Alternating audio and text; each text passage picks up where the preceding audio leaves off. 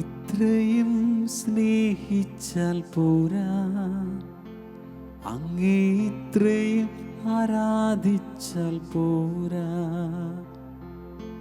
ഇത്രയും സ്നേഹിച്ചാൽ പോരാ, അങ്ങേ ഇത്രയും ആരാധിച്ചാൽ പോരാ. എനിക്കുള്ളതിനേക്കാൾ എൻ ജീവനേക്കാൾ അങ്ങേ സ്നേഹിപ്പാനാണ് എനിക്കാശ. എനിക്കുള്ളതിനേക്കാൾ എൻ ജീവനേക്കാൾ അങ്ങേ സ്നേഹിപ്പാനാണ് എനിക്കാശ. ഇത്രയും സ്നേഹിച്ചാൽ പോരാ, അങ്ങേ ഇത്രയും ആരാധിച്ചാൽ പോരാ. ഇത്രയും സ്നേഹിച്ചാൽ പോരാ, അങ്ങേ ഇത്രയും ആരാധിച്ചാൽ പോരാ. യേശുവേ ആരാധ്യനേ, യേശുവേ ആരാധ്യനേ, യേശുവേ ആരാധ്യനേ, യേശുവേ ആരാധ്യനേ, യേശുവേ ആരാധ്യനേ, യേശുവേ ആരാധ്യനേ. എൻ സങ്കടങ്ങൾ തീർത്തതിനാലല്ല, എന്നാവശ്യം നിറവേറ്റിയതിനാലല്ല, എൻ സങ്കടങ്ങൾ തീർത്തതിനാലല്ല, എന്നാവശ്യം നിറവേറ്റിയതിനാലല്ല, എനിക്കാ മരിച്ചതിനാ ഞാൻ എന്നും അങ്ങേ ആരാധിച്ചിടും. ഒത്തിരി സ്നേഹത്തോടെ എനിക്കാ മരിച്ചതിനാ ഞാൻ എന്നും അങ്ങേ ആരാധിച്ചിടും. യേശുവേ എല്ലാവരും ആരാധ്യനേ, യേശുവേ ആരാധ്യനേ, സ്നേഹത്തോടെ യേശുവേ ആരാധ്യനേ, യേശുവേ ആരാധ്യനേ, യേശുവേ കരങ്ങൾ ഈശോയിലേക്ക് നീട്ടിപ്പിടിച്ചുകൊണ്ട് യേശുവേ ആരാധ്യനേ. എല്ലാ നിയോഗങ്ങളും പ്രാർത്ഥനകളും മനസ്സിലോർത്ത് ആരാധ്യനേ, യേശുവേ ആരാധ്യനേ. ജീവിതത്തെ പ്രാർത്ഥനകളെ ഓർത്ത് പ്രാർത്ഥിച്ചുകൊണ്ട് ആരാധ്യനേ, യേശുവേ ആരാധ്യനേ. നമുക്ക് ഈശോയെ സ്തുതിച്ച് പ്രാർത്ഥിക്കാം വലിയ സ്നേഹത്തോടെ ആഗ്രഹത്തോടെ. യേശുവേ നന്ദി, കർത്താവേ നന്ദി, ഹല്ലേലൂയ സ്തോത്രം കർത്താവേ നന്ദി, ദൈവമേ മഹത്വം മഹത്വം മഹത്വം കർത്താവേ നന്ദി പറയും, ദൈവമേ മഹത്വപ്പെടുത്തുന്നു കർത്താവേ. ഞങ്ങൾ അങ്ങേ ആരാധിക്കുന്ന ഈശോയെ നന്ദി നന്ദി നന്ദി, ദൈവമേ മഹത്വം കർത്താവേ നന്ദി, ദൈവമേ മഹത്വം മഹത്വം മഹത്വം മഹത്വം മഹത്വം മഹത്വം ഈശോയെ നന്ദി പറയുന്നു കർത്താവേ, മഹത്വപ്പെടുത്തുന്നു കർത്താവേ. ദൈവമേ നന്ദി, ദൈവമേ നന്ദി, ദൈവമേ നന്ദി, ദൈവമേ നന്ദി, ദൈവമേ നന്ദി, ദൈവമേ ആരാധ്യനേ, യേശുവേ ആരാധ്യനേ. 63-ാം സങ്കീർത്തനം 1-ാം തിരുവചനം. എൻ്റെ ആത്മാവ് അങ്ങേയ്ക്കായി ദാഹിക്കുന്നു, ഉണങ്ങി വരണ്ട ഭൂമി എന്ന പോലെ എൻ്റെ ശരീരം അങ്ങയെ കാണാതെ തളരുന്നു. കർത്താവേ, നിൻ്റെ സാന്നിധ്യത്തിൻ്റെ അനുഭവത്തെ ആഴത്തിൽ ഉൾക്കൊള്ളാൻ വേണ്ടി ആഗ്രഹത്തോടെ പ്രാർത്ഥനയോടെ നിനക്ക് വേണ്ടി കൊതിയോടെ കാത്തിരുന്നു കൊണ്ട് പ്രാർത്ഥിക്കുന്നു. പരിശുദ്ധ പരമദിവ്യകാരുണ്യത്തിന് ആരാധനയും സ്തുതിയും പുകഴ്ചയും ഉണ്ടായിരിക്കട്ടെ. ഹൃദയം തകർന്ന ഞാൻ ഭൂമിയുടെ അതിർത്തിയിൽ നിന്ന് അവിടുത്തെ വിളിച്ചപേക്ഷിക്കുന്നു. എനിക്കപ്രാപ്യമായ പാറയിൽ എന്നെ അവിടുന്ന് കയറ്റി നിർത്തി. സ്വയേ സാധ്യമല്ല എന്ന് കരുതിയ ജീവിതത്തിൻ്റെ ഒരുപിടി അനുഭവങ്ങളെ അവിടുന്ന് അനുഗ്രഹമായി നൽകി എന്നെ വഴി നടത്തിയതോർത്ത് നന്ദിയോടെ ഇനിയും ആ കരബലത്തിൻ്റെ കരുതലിൽ കഴിയാൻ ആഗ്രഹിച്ച് പ്രാർത്ഥനയോടെ പരിശുദ്ധ പരമാദിവ്യകാരുണ്യത്തിന് നേരവും ആരാധനയും സ്തുതിയും പുകഴ്ചയും ഉണ്ടായിരിക്കട്ടെ. 55 സങ്കീർത്തനം 22 തിരുവചനം. നിന്റെ ഭാരങ്ങൾ കർത്താവിനെ ഏൽപ്പിക്കുക, അവിടുന്ന് നിന്നെ താങ്ങിക്കൊള്ളും. നീതിമാൻ കുലുങ്ങാൻ അനുവദിക്കില്ല. എല്ലാ ഭാരങ്ങളും, എല്ലാ നൊമ്പരങ്ങളും, എല്ലാ സങ്കടങ്ങളും, ആരോടും പറയാത്ത ഹൃദയത്തിൻ്റെ വലിയ വേദനകൾ ഈശോയ്ക്ക് കൊടുത്ത് ആശ്വാസത്തിൻ്റെ കുളിർത്തനലായ അവിടുത്തെ സന്നദ്ധിയിൽ സർവം സമർപ്പിച്ച് പരിശുദ്ധ പരമാദിവ്യകാരുണ്യത്തിന് നേരവും ആരാധനയും സ്തുതിയും പുകഴ്ചയും ഉണ്ടായിരിക്കട്ടെ. ഇരുകരങ്ങളും അല്പം തുറന്നു പിടിച്ച് ഈശോയെ നോക്കിയിട്ട് ഈ ദിനത്തിന് ആവശ്യമുള്ള അനുഗ്രഹങ്ങളൊന്ന് ചോദിച്ച്, ഈശോയെ, എൻ്റെ ജീവിതം ഒരു അനുഗ്രഹമാണോ? എൻ്റെ മരണം ഒരു അനുഗ്രഹമാകുമോ? ഞാൻ ഒരു ദുരിശേഷിപ്പായി മാറുമോ, അതോ വെറും ശവം എന്ന ബ്രാൻഡിൽ അവസാനിക്കുമോ? ഈ തിരുവചനത്തിൻ്റെ ഹൃദയാഭിഷേകത്തിന്, കൃപയുടെ അഭിഷേകത്തിന് വേണ്ടി പ്രാർത്ഥിക്കാം. അനുഗ്രഹിക്കണേ കർത്താവേ. കൃപ വേണമപ്പാ, കൃപ വേണമപ്പാ, കൃപ വേണമപ്പാ മക്കൾക്ക്. സ്നേഹത്തോടെ പ്രാർത്ഥനയോടെ കൃപ വേണമപ്പാ, കൃപ വേണമപ്പാ, കൃപ വേണമപ്പാ മക്കൾക്ക്. കരങ്ങൾ കൂപ്പി ശിരസ്സ് കുമ്പിട്ട് പരിശുദ്ധ പരമാദിവ്യകാരുണ്യത്തിന് നേരവും ആരാധനയും സ്തുതിയും പുകഴ്ചയും ഉണ്ടായിരിക്കട്ടെ. ഈശോയിൽ സ്നേഹമുള്ളവരെ, ചുരുങ്ങിയ ഒരു നാൾ മാത്രമാണ് ഭൂമിയിൽ നമുക്കായിട്ട് ദൈവം അനുവദിച്ചു തന്നിരിക്കുക. 35,000 ദിവസം, 75-80 വർഷം ആയുസ്സുള്ളവൻ്റെ കഥയത്. ഈ ചുരുങ്ങിയ കാലം മാത്രമേ ഈ ഭൂമിയിൽ ജീവിക്കുമ്പം എൻ്റെയും നിങ്ങളുടെയും ജീവിതം ഒരു അനുഗ്രഹത്തിൻ്റെ ജീവിതമാകണം. നമ്മുടെ മരണവും അങ്ങനെ തന്നെയാവണം. ക്രിസ്ത്യാനികളും മനോഹരമായിട്ട് ഈ കാര്യം അവതരിപ്പിച്ചുകൊണ്ട് ഇങ്ങനെയാണ് പറയുക: മരണശേഷം ആര് നിന്നെ ഓർമ്മിക്കും? ആര് നിനക്ക് വേണ്ടി പ്രാർത്ഥിക്കും?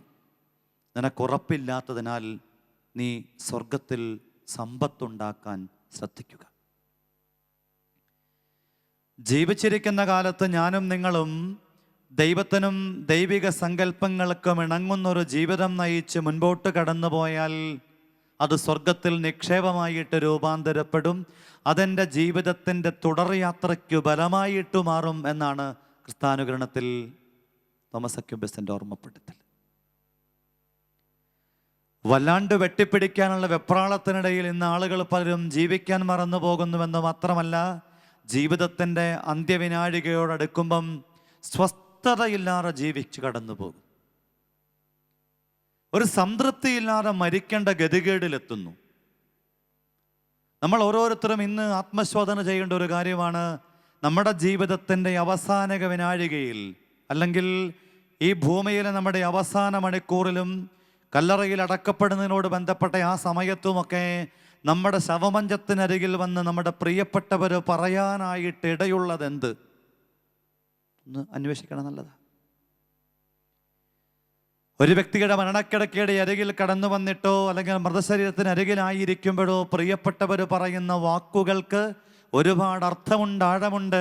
ആ വ്യക്തിയുടെ ജീവിതത്തെ മുഴുവനും ഒപ്പിയെടുക്കാൻ, ജീവിതത്തെ മുഴുവനും പറയാൻ, അവതരിപ്പിക്കാൻ കഴിയുന്ന ഏതെങ്കിലുമൊക്കെ 1-2 വാക്കുകളോ വാചകങ്ങളോ ആണെങ്കിൽ അത് എന്നെക്കുറിച്ച് എന്തായിരിക്കും എന്നൊന്ന് പരിശോധിക്കണം. നല്ലതാണ്.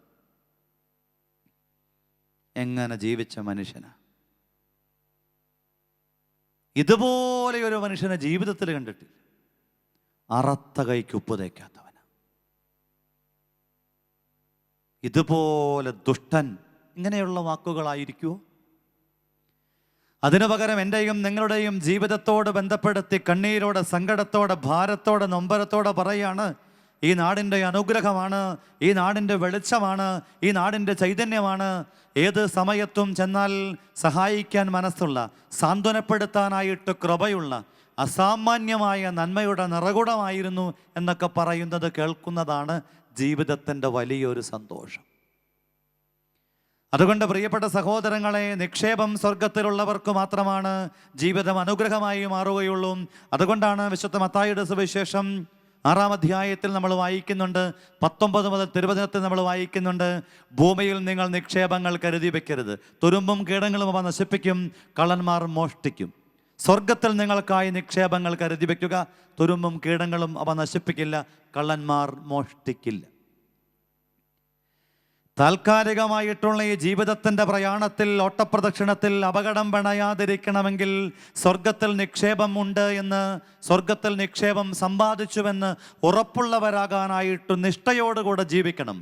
അതുകൊണ്ട് സ്വർഗത്തിൽ നിക്ഷേപമുണ്ടാക്കുക എന്ന് വെച്ചാൽ എൻ്റെ ജീവിതത്തെ ഈ ഭൂമിക്കിണങ്ങുന്ന വിധം ജീവിച്ച് ശരീരത്തെ പുഷ്ടിപ്പെടുത്തി ആത്മാവിനെ അവഗണിച്ച് കടന്നു പോവുക എന്നല്ല, ഒരു തിരുശേഷിപ്പിനിണങ്ങുന്ന വിധം ജീവിതത്തിൽ ഓരോ ദിവസവും ചെയ്യേണ്ട നന്മകളെ ചെയ്യുക എന്നതാണ്. ചെയ്യേണ്ട നന്മ ചെയ്യുക എന്നത് ഒരു വ്യക്തിയുടെ ജീവിതത്തിൻ്റെ ഉത്തരവാദിത്വമാണ്. ചെയ്യേണ്ട നന്മ ചെയ്യാതിരിക്കുന്നത് പാപത്തിൻ്റെ ഗണത്തിലാണ് പെടുത്തിയിരിക്കുന്ന വചനം.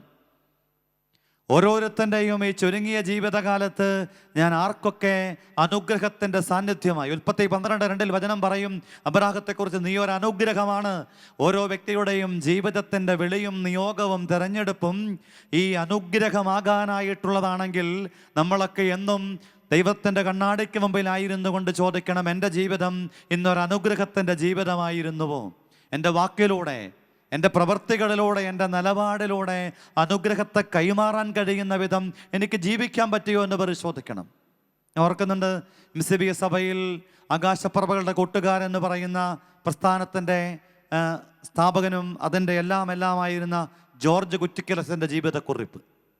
അദ്ദേഹം ഇങ്ങനെ ഒരു പ്രസ്ഥാനം ആരംഭിക്കാനായിട്ട് പ്രചോദനം ഉൾക്കൊണ്ടത് കേരളത്തിൽ ഒരു വർഷം കടന്നു വരുന്ന, ഇന്ത്യ മഹാരാജ്യത്ത് ഒരു കൊല്ലം കടന്നു വന്ന് മുട്ടയിട്ട് കുഞ്ഞുങ്ങളെ വിരിയിച്ച് കടന്നു പോകുന്ന ദേശാടന പക്ഷികളുടെ കണക്കുള്ള നാട്ടിൽ, ഈ നാട്ടിലൂടെ ഒരു നേരത്തെ ഭക്ഷണത്തിന് വേണ്ടി, ജീവിതത്തിന് രണ്ടറ്റവും കൂട്ടിമുട്ടിക്കാൻ വേണ്ടിയിട്ട് അന്നം തേടിയും അടിസ്ഥാന ആവശ്യങ്ങൾക്ക് വേണ്ടിയും അലയുന്ന ഭിക്ഷാടക മക്കളുടെ കണക്കില്ലല്ലോ എന്നുള്ള ചങ്കുപൊട്ടിയ അനുഭവത്തിൻ്റെ മുമ്പിലാണ് അദ്ദേഹം അവർക്ക് വേണ്ടി ഒരു കൂടാരം പണിയാൻ, അവരെ കൂട്ടിച്ചേർക്കാൻ വേണ്ടിയിട്ട് കൃപയുടെ വഴി തുറക്കാൻ FBA എന്ന പ്രസ്ഥാനം ആരംഭിക്കുന്നത്. Friends of the birds of the air, ആകാശപ്പറവകളുടെ കൂട്ടുകാർ. കേരളം മുഴുവനും, ഇന്ത്യ മഹാരാജ്യം മുഴുവനും ഇങ്ങനെയുള്ള ആളുകൾക്ക് വേണ്ടിയിട്ട് കൂടാരങ്ങളും കൂടണയാൻ വേണ്ട സാഹചര്യങ്ങളും ഒരുക്കിയിട്ട് അദ്ദേഹം തൻ്റെ ജീവിതത്തിൻ്റെ മുഴുവനിടവും മുഴുവൻ സമയവും ഈ പ്രിയപ്പെട്ട മക്കൾക്ക് വേണ്ടി ഒരപ്പനെ പോലെ ചെലവഴിച്ചിട്ട് ഒടുവിൽ അദ്ദേഹം മരിച്ചു കഴിയുമ്പം അത്ഭുതത്തോടുകൂടെ കണ്ട കാഴ്ച, ശവമായി മാറേണ്ട ജീവിതം തിരുശേഷിപ്പായി മാറിയതുകൊണ്ട് ആളുകൾ ഇങ്ങനെ ഓടിക്കൂടുന്നത് കണ്ടു.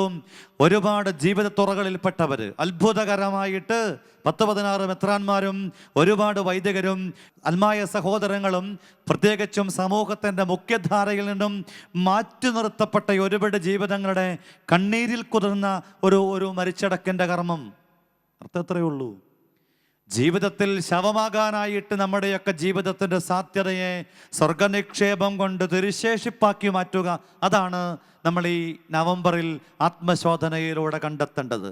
നാളിത് പറയും, നടന്നു വന്ന വഴികളിൽ ഞാനൊരു തിരുശേഷിപ്പിന് സമാനമായിട്ട് എന്ത് നേടി എന്നൊക്കെ ചോദിച്ചാൽ കണക്ക് പുസ്തകത്തിൽ എന്ത് ശേഷിക്കും?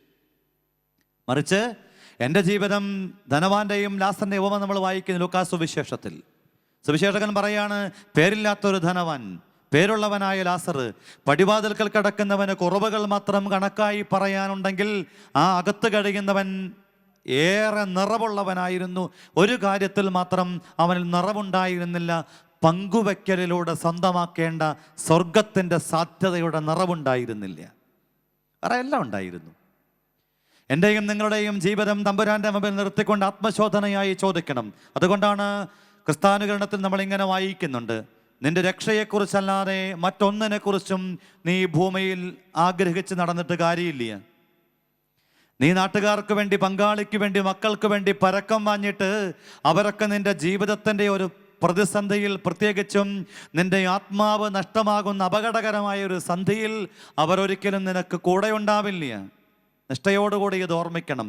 വീണ്ടും ഓർമ്മപ്പെടുത്താണ് ക്രിസ്ത്യാനികളും, ഈ ലോകത്തിൽ നിന്ന് പോകുമ്പോൾ വിശുദ്ധർ നിന്നെ നിത്യകൂടാരത്തിലേക്ക് സ്വീകരിക്കാൻ നീ അനുകരണീയമായിട്ട് ജീവിതത്തിൽ സ്വീകരിക്കേണ്ടത് അവരാകുന്ന ജീവിതത്തിലൂടെ പഠിപ്പിക്കപ്പെട്ട പാഠങ്ങൾ, വിശുദ്ധരുടെ പാഠങ്ങൾ.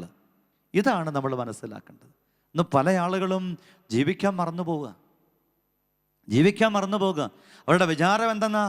മക്കൾ നോക്കും, പങ്കാളി ഉണ്ടാകും, പ്രിയപ്പെട്ടവരൊക്കെ ഒപ്പമുണ്ടാകും, അതിനുവേണ്ടി പള്ളിയില്ല, പ്രാർത്ഥനയില്ല, വിശ്വാസമില്ല, ആത്മീയതയില്ല. ജീവിതത്തിൽ ഒരിക്കൽ പോലും മരണം കടന്നു വരുമെന്നുള്ള അവബോധത്തോടു കൂടിയിട്ട് അതിനെയൊന്ന് ഓർക്കാൻ നന്മ നിറഞ്ഞ മറിയം ചെല്ലുമ്പം അബദ്ധം പറ്റി പറയണമെന്നല്ലാതെ അതൊന്ന് ചങ്കിൽ തട്ടി, ഉള്ളിൽ തട്ടി ഒന്ന് ഓർത്തിട്ട്, എൻ്റെ ദൈവമേ, എൻ്റെ ജീവിതത്തിന് വേണ്ടി ഞാൻ എന്തു നേടി എന്ന് ചിന്തിക്കാതെ ദൈവം തരുന്ന ഔദാര്യത്തിന് വേണ്ടി മാത്രം കാത്തു നിൽക്കുന്നവരാ. ഞാൻ ഒരിടത്ത് സ്വർഗനിക്ഷേപത്തെക്കുറിച്ചുള്ളൊരു ധ്യാനം കഴിഞ്ഞ് പുറത്തു വരുമ്പോൾ ഒരു സഹോദരി കുറേ നിക്ഷേപത്തിൻ്റെ വഴികളൊക്കെ ഞാനിങ്ങനെ ഓർമ്മപ്പെടുത്തി കൊടുത്തു. ഒടുവിലൊരു സഹോദരി എൻ്റെ അടുത്ത് വന്ന് ചോദിച്ചു, അച്ഛാ, ധ്യാനം കൂടി ഇപ്പോൾ ഒരു കാര്യം ബോധ്യം കിട്ടി, നിക്ഷേപം ഒന്നും ഇല്ല എന്നൊരു ബോധ്യം കിട്ടി. ഇന്ന് മരിച്ചാൽ കാര്യം പോക്കാന്ന് പിടി കിട്ടിയെന്നർത്ഥം. അടുത്ത ചോദ്യമാണ് എന്നെ അത്ഭുതപ്പെടുത്തിക്കൊണ്ട് ചോദിച്ചത്, ലോൺ വല്ലതും തരുമോ എന്ന് ചോദിച്ചു. ഞാൻ ആ സഹോദരിയുടെ മുമ്പിൽ അല്പമൊന്ന് പരുങ്ങി. കാരണം ആദ്യം ഈ ചോദ്യം കേട്ടപ്പം എന്തുത്തരം പറയുന്നറിയില്ല. എൻ്റെ ഈശോയെ എന്ന് ചങ്കിലൊന്ന് വിളിച്ചിട്ട് അധരത്തിൽ തമ്പുരാൻ പറഞ്ഞത് ആ സഹോദരിയോട് പറഞ്ഞു, ഇങ്ങനെ പറയാൻ തമ്പുരാൻ എൻ്റെ അധരത്തിൽ ഓർമ്മപ്പെടുത്തലായിട്ട് നൽകിയത്.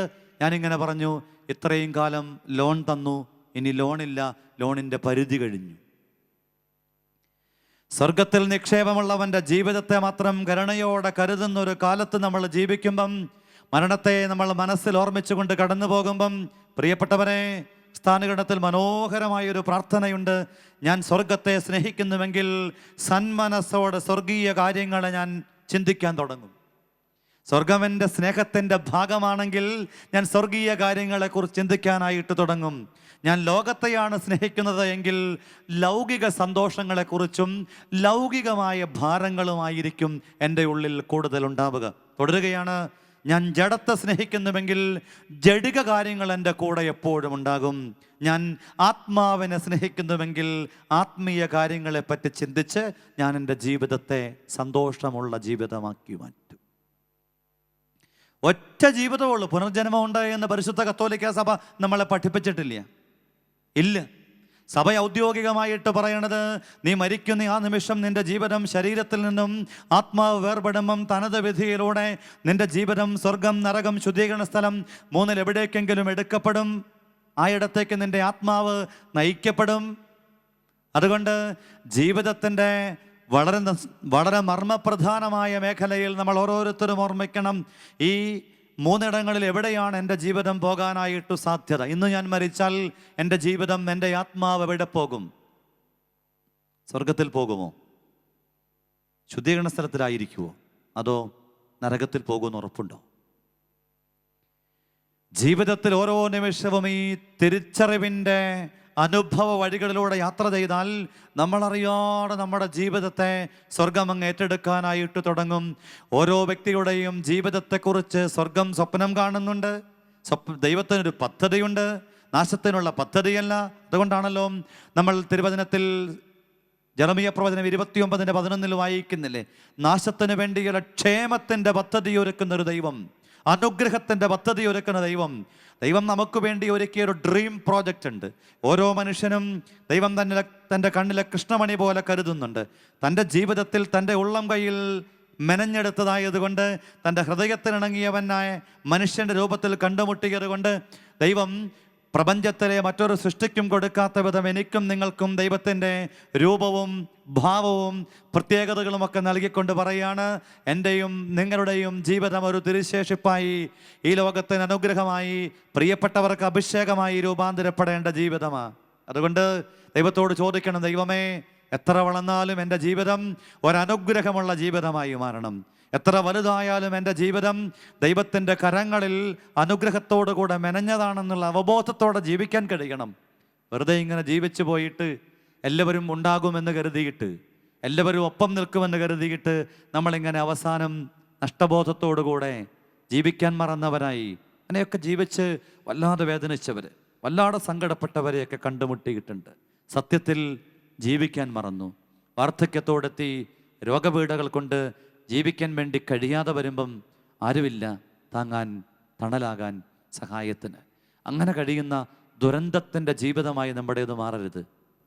ജീവിതം നന്മ നിക്ഷേപം കൊണ്ട് തിരുശേഷിപ്പായി മാറാൻ, വെറുതെ ഒരു ഡെഡ് ബോഡിയായി മാറാതെ, ഒരു ശവമായിട്ട് മാറാതെ.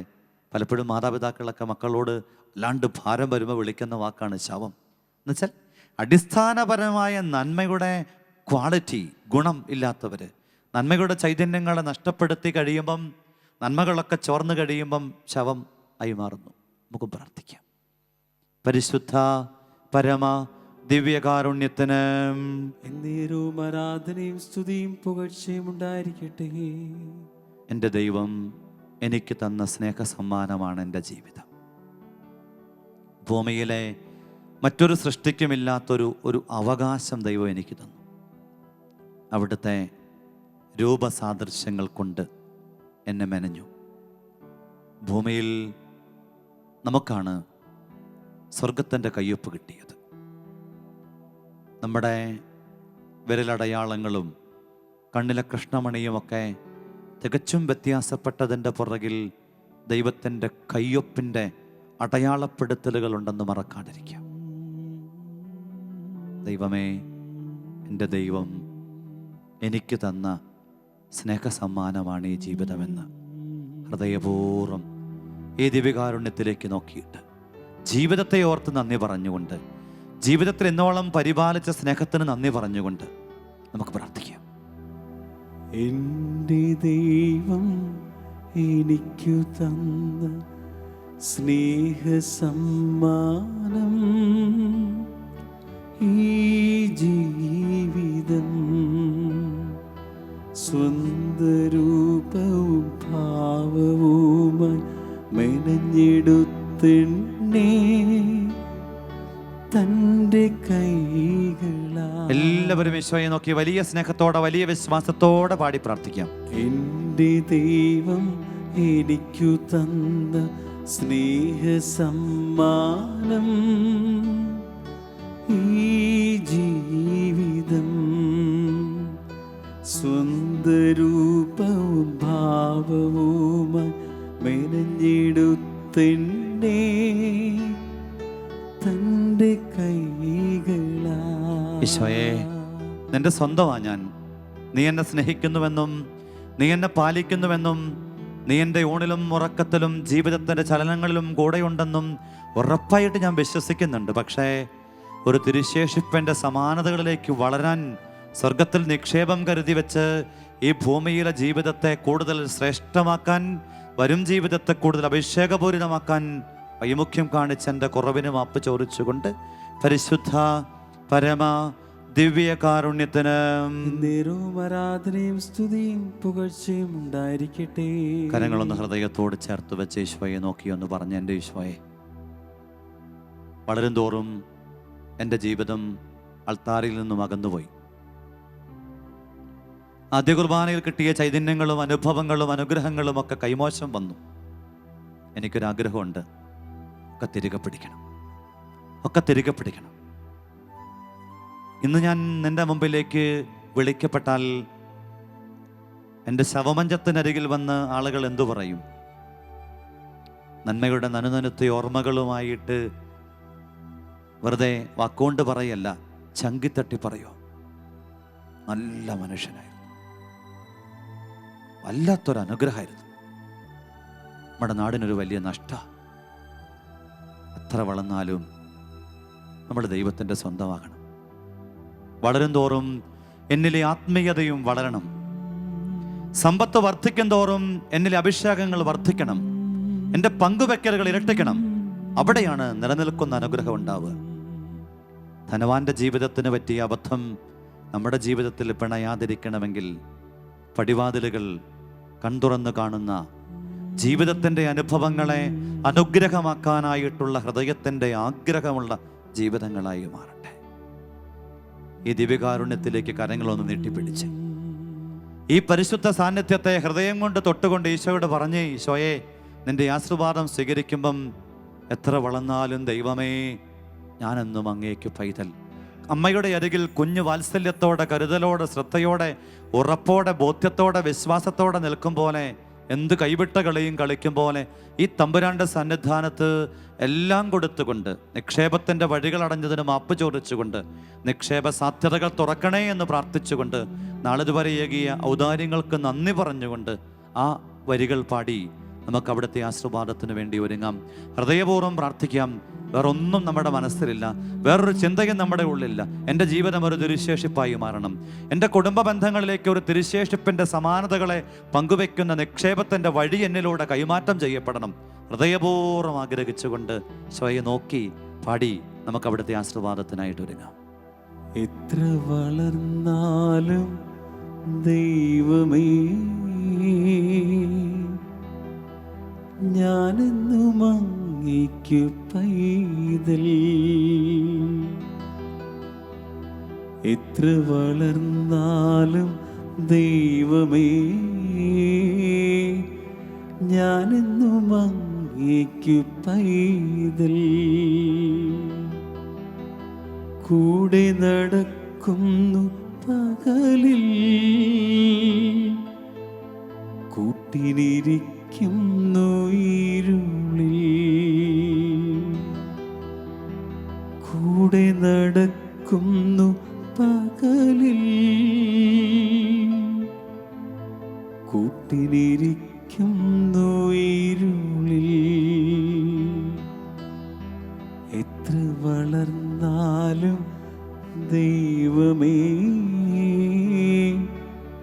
ഞാനെന്നും അങ്ങേക്ക് പൈതൽ. എത്ര വളർന്നാലും ദൈവമേ ഞാനെന്നും അങ്ങേക്ക് പൈതൽ.